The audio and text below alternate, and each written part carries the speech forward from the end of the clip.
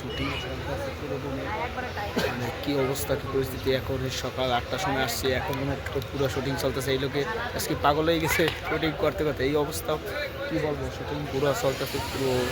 আজকে শাকিব খানের গানের শুটিং চলতেছে, এখন কিন্তু অপেক্ষার পালা যে কখন শেষ হয়। রাত আজকে গোদলি বিকাল সব কাটান দিয়ে গেছে, এখন রাত কয়টা বাজে সেই অপেক্ষায় আছি।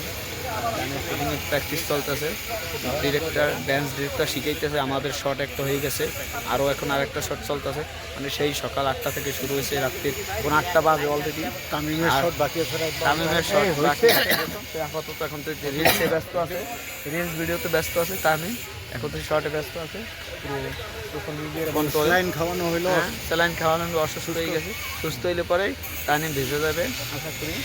আমাদের এই শুটিংটা অন্যরকম একটা ফিল হবে। ডিরেক্টর শাসক এই যে তামিমের কী হওয়া হবে, এটা ভালো লাগে একটা বিষয়।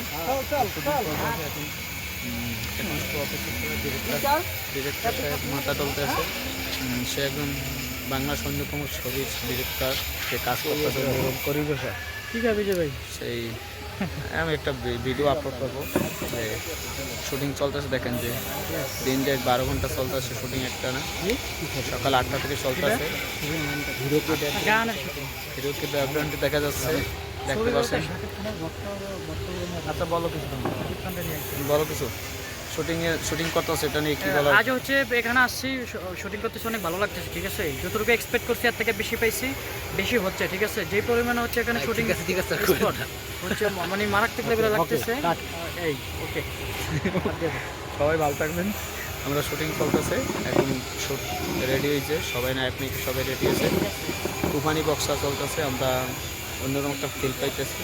এদিকে পুরো দেখতে পাচ্ছেন একটা শুটিং করতে কত কিছু লাগে, অন্যরকম একটা ফিল পাইতেছে। কত কিছু করা লাগে, কত কিছু লাগে, এটা আমাদের জন্য আজকে প্রথম ধারণা যে শুটিং করতে কত কষ্ট সেই সব।